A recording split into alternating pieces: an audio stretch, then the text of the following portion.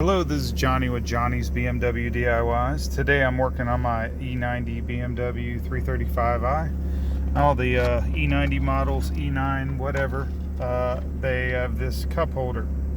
Mine got stuck in and I'd have to pry it out with something to get it to come out.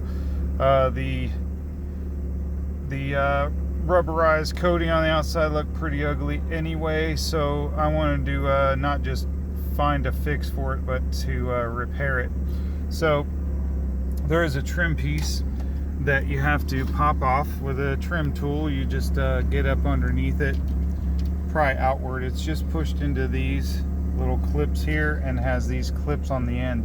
So just be gentle with it, and you might want to repaint it. I'm considering while I have it out, because I have a few scratches in it. I'd like to get some of that rubberized coating, trying to make everything look real nice. I've just done my new door handle, because you know how those insides get all gooey and whatever. It's like brand new now. Look at my other video for that. It's coming up. If I don't think I've posted that one yet, but it's coming. So and I'm probably gonna eventually be doing the face of this and recoating it, because I want everything back to the way it should be. Anyway, so I've got my new unit. I'll put a link to in the description. It's an OEM part. I'm told it's an OEM replacement, rather, not an OEM. Doesn't say BMW. It's a Euro parts. I'm gonna put a link in the description. It's the best deal I could find, and it looked like it was the they do come in gray and I think tan, so make sure you're ordering the right color. But long story short, there's two screws. Once you get that off of there, pull your guy out with you have to use a little bit of a trim tool to pop it loose. If you don't care about the old one, mine cracked on the way out a little bit. It's old brittle plastic. Make sure you orient it so it goes in at this curve, and then we're going to push it in there into place and get the two screws in place and snap that back into place, and that should do the trick. So pushing it in, you definitely have to get that little rubber guide to go right up the center, and you want to be gentle with it, no forcing anything to get it into place.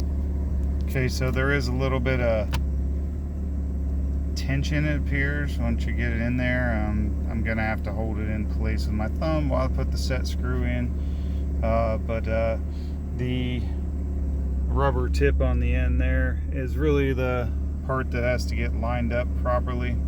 So just make sure you have it entered or lined up properly, and then put your two screws in.